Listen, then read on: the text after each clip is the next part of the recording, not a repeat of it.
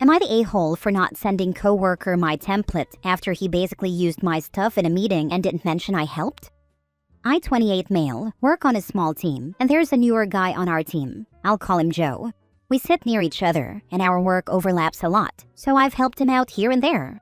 A few weeks ago, he asked me how I put together a weekly report we have to do. Over the years, I've made my own templates and developed a routine that makes it much faster. He asked if I could send him my template file. I told him I'd happily walk him through how I do it and explain the steps, but I didn't really want to just hand over my exact file. It's basically my personal workflow, and I've tweaked it over a long time. So I stayed after work and spent about 45 minutes showing him everything. I shared my screen, explained where I pull the numbers, the order I do things, what to watch out for, everything. He took notes, thanked me, and seemed totally normal about it. The next week, we had a team meeting and Joe presented his report for the first time. As I listened, I realized it was basically my report. Same structure, same everything. Even a couple of little phrases I always use when explaining the numbers. When our boss asked him how he put it together, Joe said something like, "I built a simple structure that makes it easier," and left it at that. There was no mention that I'd spent time walking him through it. After the meeting, I pulled him aside and said, "Hey, I'm glad it went well, but it felt weird hearing you use my exact structure and wording and not even mentioning that I helped you." He got defensive right away and said he didn't think he needed to credit anyone for help and that I was being insecure for even bringing it up. Since then, he's been asking again for the actual template file, saying things like, "It would save time and I already understand it anyway." I told him no and said I'd answer questions if he got stuck, but I wasn't sending him the file. Now he's been cold to me, and I've heard he's telling people I'm gatekeeping and trying to make him look bad. A couple of coworkers said I should just send it, because it's a team environment and it's not that deep. I don't want to be the difficult person, but I also feel like I already helped him a lot, and he showed me exactly how he's going to act with it. Am I the a-hole for refusing to send the template? Now for the top comments. Not the a-hole. I genuinely hate the "it's not that deep" crew, because it is that deep. Yeah, that phrase gives me the shivers and always seems to be used to manipulate others. It's somehow become right up there with "you're too sensitive" and "can't you take a joke?" Not the a-hole. If he wants credit for the work, he should, do the work. Bingo. Here's an idea that might not only show that he did not do this on his own and make you look like the ultimate team player. Send the file to everyone, including your management team. Explain this is what the idiot, though maybe not use idiot, used, and you think everyone will benefit by using what you created. Then sit back and enjoy the circus. This is the way. Other people taking credit for your stuff sucks. But if you share with everybody, do a little team presentation on how it works, and maintain the template, you're the company expert on it, and everybody knows it. Not the a-hole. Do not share your template with him. And depending on your relationship with your manager, it might be worth saying something. I wouldn't full-on tattle on him, but I would bring it up to make sure your manager is aware of your work. I am really happy to see that Joe's presentation went well. I met with him last week and spent about 45 minutes walking him through my template and giving him some general tips. He seems to really appreciate my template and has been asking for a copy of it, so it had me thinking that this might actually be a great resource for the entire team. Do you have any objections if I shared this with our team? This is the advice I recently gave my husband in a very similar situation. When his report is used and not credited, mention to the shared manager that he's really glad that the copycat guy liked the report that husband wrote and that he's glad it was useful and valuable enough to be shared. Act like it's a compliment, but make sure management knows the source of the work and ask a question or offer an action to back up the origin claim, like offering to share the template with the team or lead a short meeting to help everyone get on the same page with it for consistency reasons. It's not tattling or whining if you're flattered, and then offering to do something to help the team or company. Next story. Am I the a-hole for kicking out my brother after he threw a party in my house without my permission, completely trashing the place? About 2 nights ago, I received a call from my neighbor explaining that there were multiple cars outside my house and loud music coming from inside. I immediately asked my neighbor to knock on the door and ask what was going on. He was told it was a party.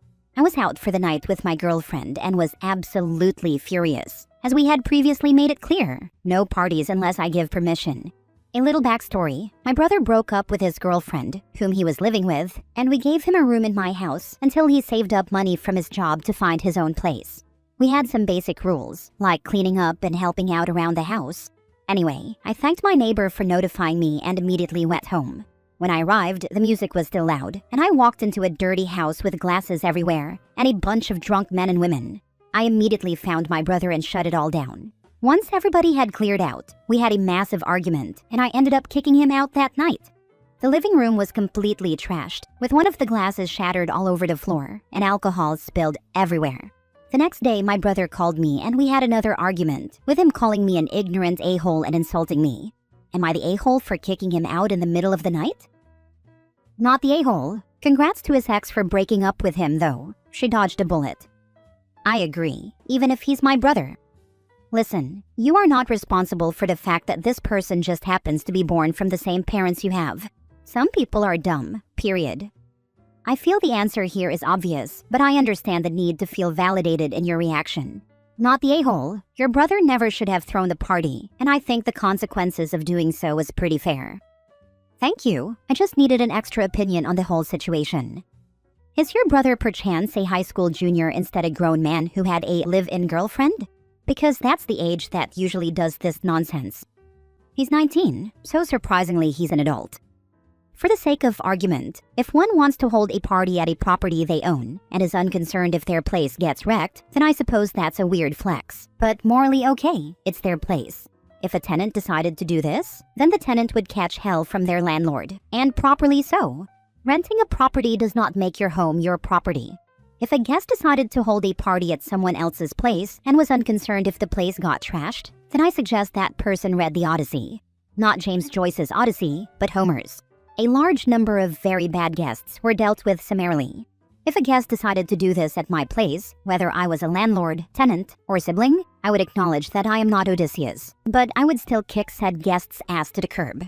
I don't know if you two had any specific rules or an arrangement about what he could and could not do, but I don't think that is important, since common courtesy, known for millennia, dictates that a guest does not mess up the host's stuff. Your brother is an a-hole, you are not. Next story. Am I wrong for kicking my pregnant little sister out because of her new views about beauty and attraction? Okay, I don't know how else to say this without sounding like an a-hole, but my sister has turned into a full-on puritanical weirdo bitch, and she's been playing jump rope with my nerves. For over a year now, she's been on this thing where she doesn't believe in beauty or ugliness, and thinks the entire concept of finding people attractive, calling someone pretty, saying someone looks nice, any of that stuff is morally wrong. Not just for her, for everyone, period. Like, she genuinely thinks it's unethical for anyone to do it, ever. This was going on long before she got pregnant, so no, this isn't hormones or whatever. She was already like this, just less in my face because we didn't live together. Then she got pregnant. Her boyfriend kicked her out because she wants to keep the baby, and I let her stay with me because she's my little sister, and I didn't want her pregnant and homeless. I thought it would be annoying but manageable. It was not manageable. Living with her is freaking exhausting. Everything turns into a lecture. Everything is moralized. My boyfriend literally cannot exist in the same room without her finding something to be offended by. If he tells me I look nice, problem. If he says I'm pretty, problem. Not even to her, it's to me directly, his girlfriend in our own apartment. And before anyone asks, yes, he respects her boundaries. He does not comment on her appearance at all, ever. She still gets pissed because apparently the concept of someone being attracted to someone else is wrong. She's complained to me multiple times about him calling me pretty in front of her, like that's some kind of violation. She straight up told me it makes her uncomfortable that my boyfriend is attracted to me. Like, I don't know what the heck I'm supposed to do with that information. She also goes on these weird freaking rants about sex and desire, and how finding pregnancy beautiful is fetishistic and corrupt, which felt really pointed considering she is literally pregnant and living in my house.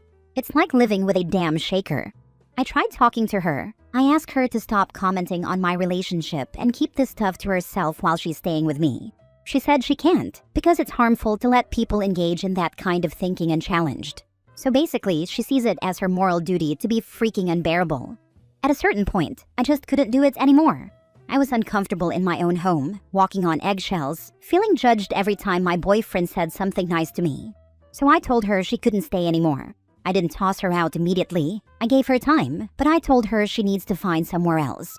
I feel like crap because she's pregnant, but also I don't know how much I'm supposed to sacrifice my sanity because my sister decided to become a puritanical goblin who can't shut the heck up. I'm getting the vibe your sister didn't actually want the baby. She may have tried to baby trap, accidentally or on purpose. It didn't work, and now she's lashing out at the relationships around her. Girl is a mess. But you're right, you need to protect your peace. She's only had a problem with immoral compliments and attraction in any form since her boyfriend refused to play happy families with her. Regardless of whether it was a failed attempt at baby trapping, the failure of her relationship is her excuse for making everyone around her miserable with utter nonsense. She needs a swift dose of reality. Triggered my left sock. She's envious and bitter. I'm curious how she got pregnant outside of marriage if she believes attraction is morally wrong. She had sex, if for no other purpose than at least personal satisfaction. How is that not morally wrong? But your boyfriend calling you pretty is wrong? You're not the a-hole. If she's going to be this way while she's depending on someone for help, then she can do it her way, on her own. You're not asking her to compromise herself, just asking her to let you live your normal life. You're not hurting anyone, and you're not asking anyone to take part in it. I suspect that your sister is not mentally well, but that isn't your problem right now. You do not have to give up your peace or potentially damage your romantic relationship because your sister has lost her mind, pregnant or not. You do not have to endure her constant attempts to control the people around her. Having beliefs and reasonable boundaries is one thing, but she was openly attempting to control the behavior of you and your boyfriend in your home. Not cool. You tried quite hard to make it work, but she wouldn't let up. So I'd say she clearly moralized herself straight out of a place to stay. You did not ask anything unreasonable of her, and you gave her several chances to back off. She will have to figure out on her own that she cannot try to control or dictate the behavior of others if she wants support. No one is going to put up with her desperate attempts to force others to adhere to the strange beliefs she's concocted to address her mental issues. No one is going to tolerate her constant intrusions and moralizing. She desperately needs mental health treatment, especially before she has a child and tries to teach them these backwards conflicting beliefs. But I suspect she feels there is nothing wrong with her, so I doubt she'll seek help on her own. Maybe you can talk to other family members who are in a better position to help her. You need a break for now. Last story. Am I the a-hole for telling our parents not to segment their money and whatever is left is left? I am one of 4 siblings, 3 boys and 1 girl. I am one of the boys. Our parents called a family meeting to discuss end-of-life matters. It was a hard conversation. Our dad is sick and probably does not have much time, maybe a year or 2, and he is refusing treatment. The discussion covered final wishes, inheritance, and care for our mom if she were ever to need it. The biggest point of contention was inheritance. I suggested they not segment anything, and that whatever is left after our mom passes be split equally among the 4 of us. My siblings who have kids want it to be segmented so they can guarantee their children get something. One even suggested doling out a portion when our dad passes. I will say that generally we are not transactional, but our father has always been a very regimented individual. This conversation was about 4 months ago, and it turns out our parents chose not to break anything up now, and to leave everything to our mom. When she passes, the estate will be liquidated and split equally among the 4 of us, with no consideration for grandchildren. They also made me their financial durable and healthcare power of attorney. I thought this was fair, but my siblings are upset and have accused me of meddling in things I don't understand. They claim that because we don't know what the future holds, I should have had their backs by getting something now, at the very least. I understand that it could have helped with college expenses and similar things for my older brother. My oldest nephew will be heading to college in 2 years. I'm looking for an outside perspective. My siblings feel I should talk to our parents, recant my suggestion, and encourage a more equitable distribution.